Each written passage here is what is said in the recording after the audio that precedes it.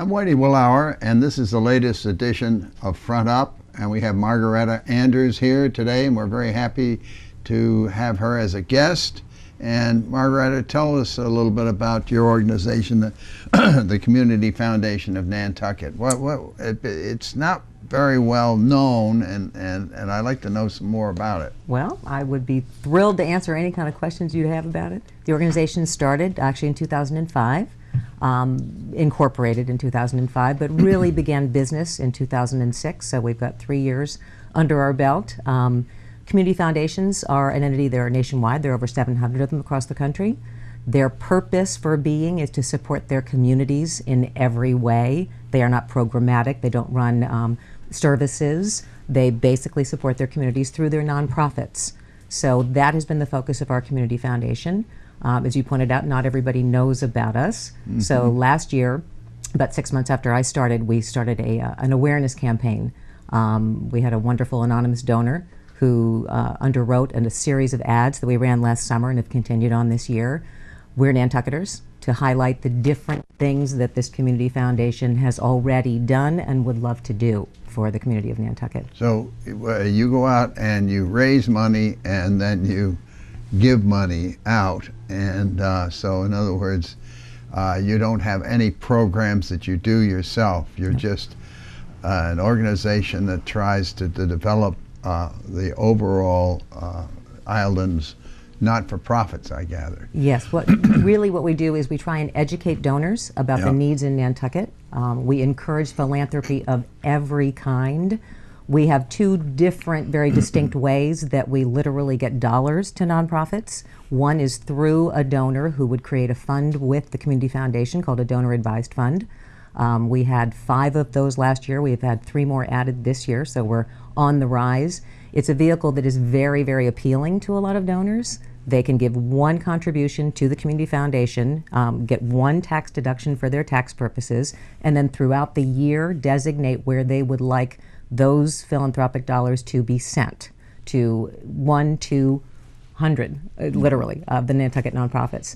So, and we handle all the administrative processes for that. So they write 1 check, get 1 receipt, send an email or a letter designating where they would like these dollars to go, and we handle the rest. And we just have a very small fee in order to accommodate that. Mm-hmm. Mm-hmm. So that's how that donor can say, I want these dollars to go to XYZ. The other way that we get dollars directly to nonprofits is through our discretionary grant process. We've had 3 cycles now under our belt. Nonprofits in the community are invited to apply to the Community Foundation for dollars for specific programs, services that they do in fact provide. We have a grants committee that reviews those, and recommendations are made and grants are given out.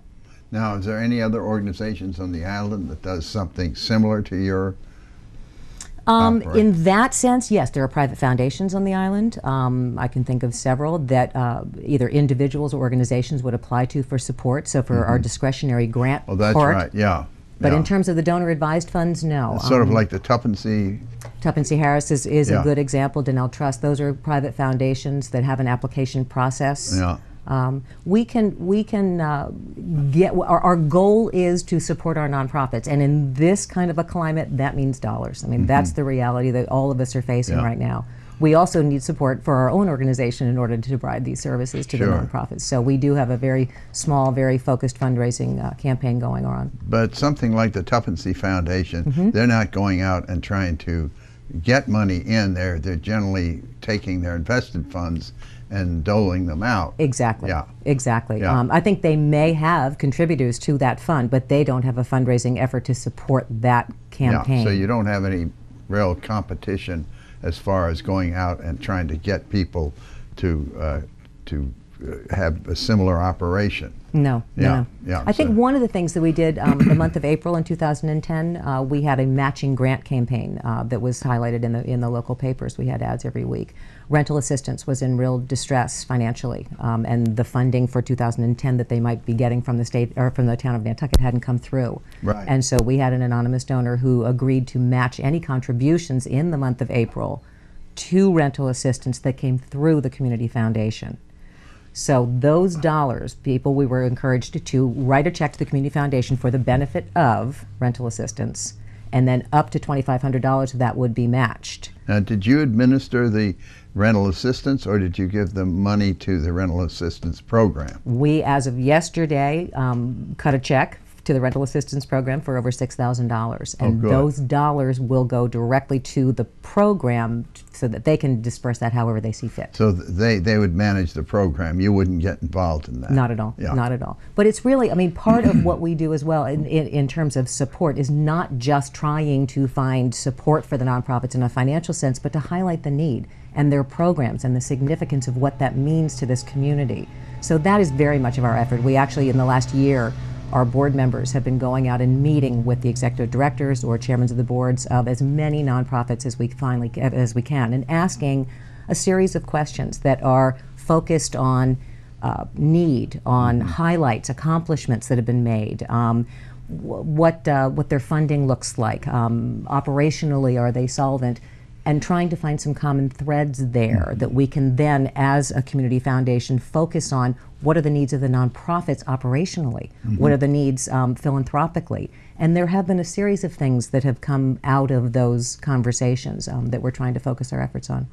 There's a lot of not-for-profits on the island, so you must have a certain group that you're looking at. How do you characterize that?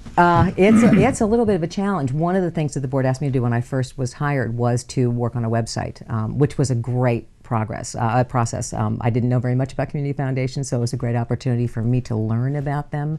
We also, most community foundations list all the 501c3 charitable organizations in their community. And so that was probably the hardest part of that task in terms of creating our website. So we have, as far as I know, all the registered 501c3s that are still active on our website, and we have categorized them in terms of how they categorize themselves when they file their 990s or their taxes. Health and Human Services, Conservation, Arts and Culture, Education, etc.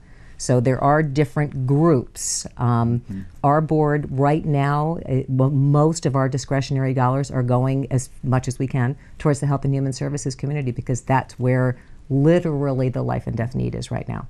There are people who are really, really struggling day to day. And those are the organizations that generally don't get the big dollars. Absolutely. Those are the ones that, as a rule, depend on a lot of state funding, grant funding, and all those sources are drying up, being reduced.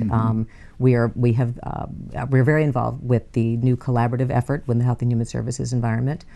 We have actually underwritten the meetings that are happening that I'm sure everybody is aware of, so that everyone can sit in one room and have one conversation and decide how best to serve the needs of this community. So we're seeing some real progress there, which I think is very exciting. That's great. But really, I think one of the exciting things about the Community Foundation, because we don't have a focus in terms of program and services, we can respond to whatever the need is, even if it's very different tomorrow than it is today. And I've used this analogy before. We could find, God forbid, a tsunami hits Nantucket in 3 years, and erosion is the #1 need on the island. We can respond to that without any kind of changing our mission, reorienting anything. We put all of our resources where the need is today, period. Yeah. And when you listed all of these 501c3s, how many did you get? Well, I started with, first there's nonprofit, and then there's 501c XYZ, a multitude of numbers. In terms of a charitable organization, we had 115 on the original list. 115? And I believe I've whittled it down to about 105.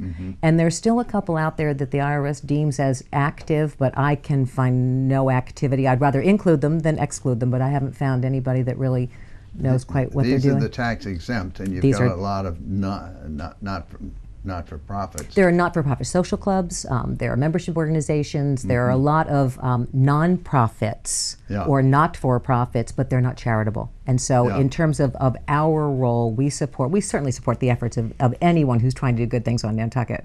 But in terms of our efforts, especially for grant purposes, if we give dollars back, whether it's through a donor-advised fund or discretionary, we can only give dollars to a 501c3 or a supporting organization. So that is why we really kind of want to have that good list. We got to make sure that they're active and actually doing the things that Nantucket needs them to do. Yeah, that's great. Well, thank you very much. This has been great and very illuminating for me. Good.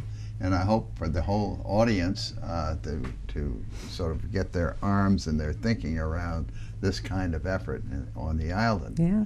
And good luck. And well, thanks. Thanks. I hope you can lift up the general human services effort on the island. We're trying. Yeah. The effort, the energy behind this effort is there, and it is very real and it is very strong. The need is significant on the island. Food pantry, Absolutely. rental systems. Yeah, it's very, very much in short supply. Absolutely. So, well, thank you very much. It was my pleasure. Thanks for having me. Appreciate it.